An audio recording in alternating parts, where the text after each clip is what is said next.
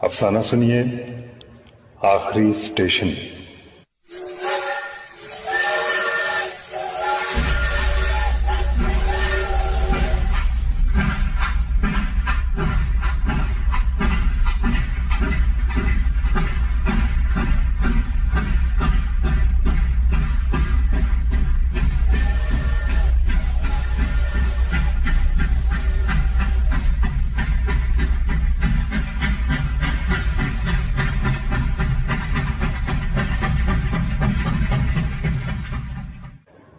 یہ تحریر ہے محترمہ سونیا خان شفا کی اور آواز ہے سلیم درانی۔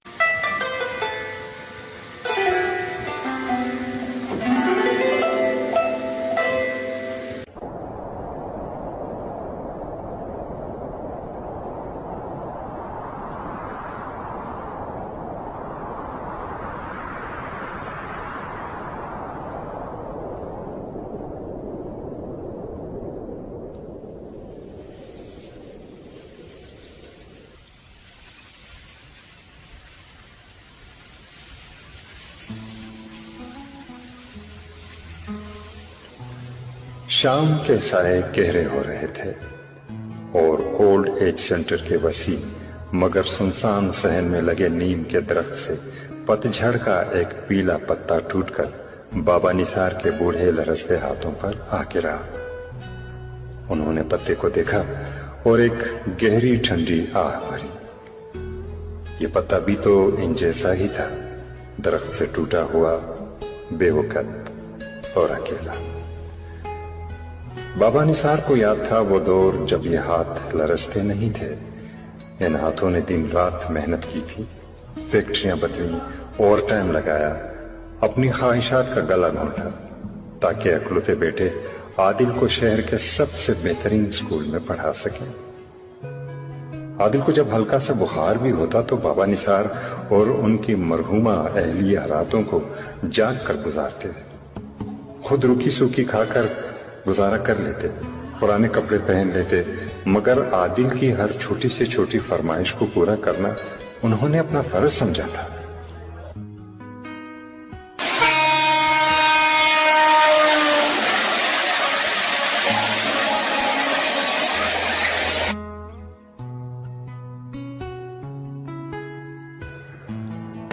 پھر عادل بڑا ہو گیا، اس کے اچھے عہدے پر نوکری لگی اور شہر کے امیر گھرانے میں اس کی شادی ہو گئی۔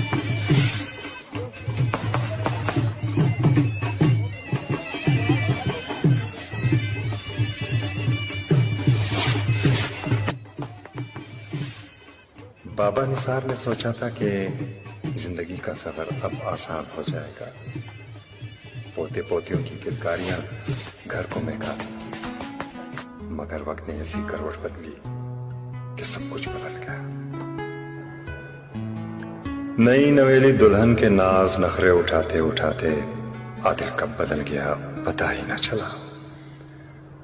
کھانستے ہوئے بوڑھے باپ کی آواز اب محل نما گھر میں ایک بوجھ بن چکی تھی۔ بہو کو ان کے پرانے طور طریقے پسند نہ تھے اور عادل کے پاس اب بیوی کی فرمائشوں سے فرصت نہ تھی۔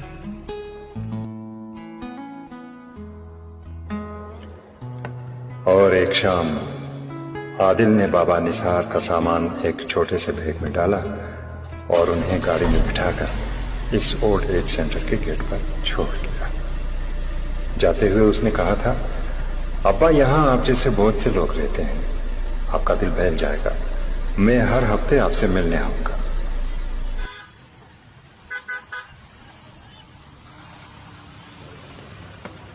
3 سال بیت گئے، وہ ہفتہ کبھی نہ آیا۔ بابا نثار روز اولڈ ایج سینٹر کے بڑے لوہے کے گیٹ کو تکتے رہتے، کوئی بھی گاڑی آ کر رکتی تو ان کی مدھم پڑتی آنکھوں میں امید کی ایک چمک جاگ اٹھتی۔ وہ سوچتے کہ شاید عادل اپنے بچوں کو لے کر آیا ہوگا۔ وہ اپنے پوتوں کا چہرہ دیکھنے، انہیں گلے سے لگانے کے لیے تڑپ اٹھتے، یہاں تک کہ انہوں نے انتظامیہ سے کئی بار التجا کی، بیٹا ذرا आदिल को तो फोन मिला दो, उसको कहो कि उसका बाप उससे नाराज नहीं है, उसका बाप नाराज नहीं है, बस एक बार बच्चों को लेकर आ जाए। मेरी आंखें उन्हें देखने को तरस गई हैं। आपके मिलाए हुए नंबर से फिल वक्त राब्ता मुमकिन नहीं, बराए मेहरबानी कुछ देर बाद कोशिश कीजिए, शुक्रिया। The number you have dialed is not responding at the moment. Please try again later. लेकिन आदिल का नंबर हमेशा बंद मिलता, या वो मसरूफियत का बहाना बनाकर फोन काट देता। उसे डर था कि कहीं बाप की ममता और मोहब्बत उसके पुरसुकून और जदीद लाइफ स्टाइल में खलल न डाल दे।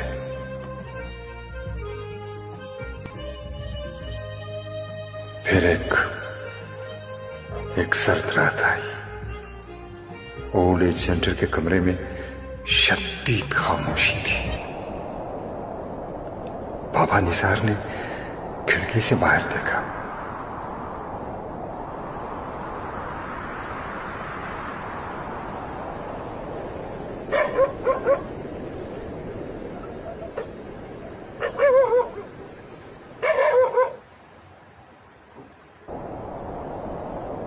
अंधेरा बहुत गहरा था, बिल्कुल वैसा ही अंधेरा जो इनके दिल में उतर चुका था।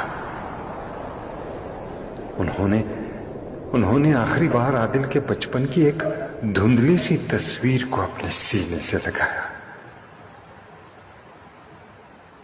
उनकी आंख से एक आंसू टपका और हमेशा के लिए जम गया।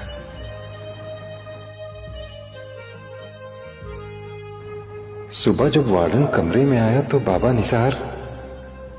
निसार इस दुनिया से रुखसत हो चुके थे। उनके चेहरे पर एक अजीब सा सुकून था, जैसे वो इस बेमरवत दुनिया के तमाम दुखों से आजाद हो चुके हों। इंतजामिया ने आदिल को कहीं फोन किया, पैगाम भेजे, मगर वहां से कोई जवाब ना आया। शायद उसके पास अपने बाप के आखिरी सफर में शामिल होने का वक्त भी नहीं था, या शायद वो दुनिया के सामने इस सच्चाई का सामना करने से डरता था।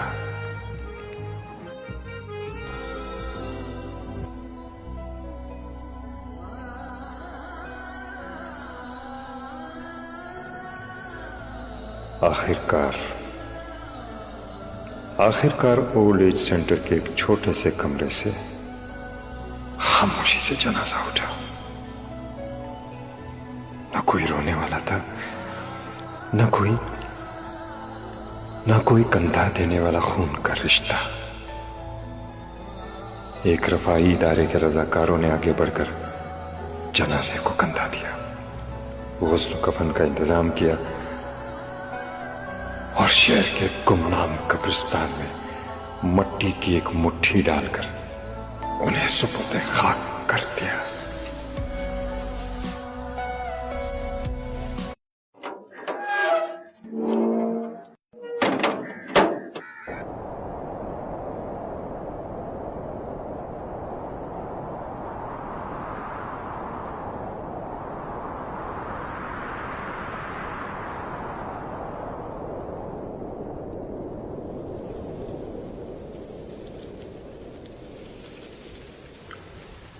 लोहे का वो गेट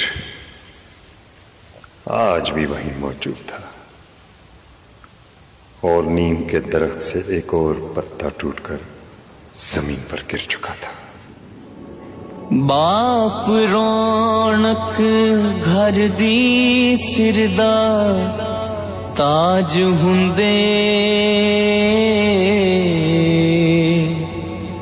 बाप दे नाली जगते सोहणिया राजे हुंदे।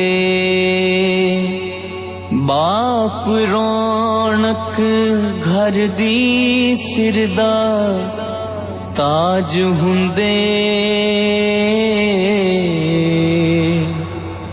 ਬਾਪ ਦੇ ਨਾਲ ਹੀ ਜਗ ਤੇ ਸੋਹਣਿਆ ਰਾਜ ਹੁੰਦੇ।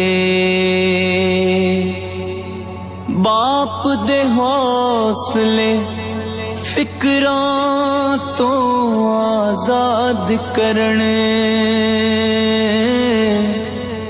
ਮੋਢੇ ਥਪਕੀ ਮਾਰ ਕੇ ਜਿਗਰ ਫੌਲਾਦ ਕਰਨੇ।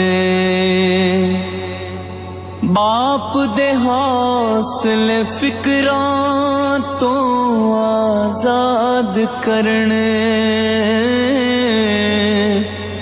ਮੋਢੇ ਥਪਕੀ ਮਾਰ ਕੇ ਜਿਗਰ ਫੌਲਾਦ ਕਰਨੇ। ਦੁੱਖ ਤਕਲੀਫਾਂ ਦਾ ਬਸ ਬਾਪ ਇਲਾਜ ਹੁੰਦੇ। ਬਾਪ ਦੇ ਨਾਲ ਹੀ ਜਗ ਤੇ ਸੋਹਣਿਆ ਰਾਜ ਹੁੰਦੇ। ਬਾਪ ਰੌਣਕ ਘਰ ਦੀ ਸਿਰ ਦਾ ਤਾਜ ਹੁੰਦੇ। ਬਾਪ ਦੇ ਨਾਲ ਹੀ ਜਗ ਤੇ ਸੋਹਣਿਆ ਰਾਜ ਹੁੰਦੇ। ਮਾੜੀ ਚੰਗੀ ਭਲੇ ਦੀ ਖਾਤਰ ਕਰਦੇ ਨੇ, ਬਾਪ ਦੀ ਝਿੜਕੀਆਂ ਨਾਲ ਹੀ ਬਖਤ ਸੰਵਰਦੇ ਨੇ। ਮਾੜੀ ਚੰਗੀ ਭਲੇ ਦੀ ਖਾਤਰ ਕਰਦੇ ਨੇ, ਬਾਪ ਦੀ ਝਿੜਕੀਆਂ ਨਾਲ ਹੀ ਬਖਤ ਸੰਵਰਦੇ ਨੇ। ਵਾਂਗੋ ਖੰਡ ਤਾਸੀਰ ਜੇ ਤਲਖ ਮਿਜ਼ਾਜ ਹੁੰਦੇ। ਬਾਪ ਦੇ ਨਾਲ ਹੀ ਜਗ ਤੇ ਸੋਹਣਿਆ ਰਾਜ ਹੁੰਦੇ। ਬਾਪ ਰੌਣਕ ਘਰ ਦੀ ਸਿਰ ਦਾ ਤਾਜ ਹੁੰਦੇ। ਬਾਪ ਦੇ ਨਾਲ ਹੀ ਜਗ ਤੇ ਸੋਹਣਿਆ ਰਾਜ ਹੁੰਦੇ। ਟੁਰ ਜਾਵੇ ਤੇ ਬਾਪ ਦੀ ਕਦਰਾਂ ਦਿਸਦੀਆਂ ਨੇ।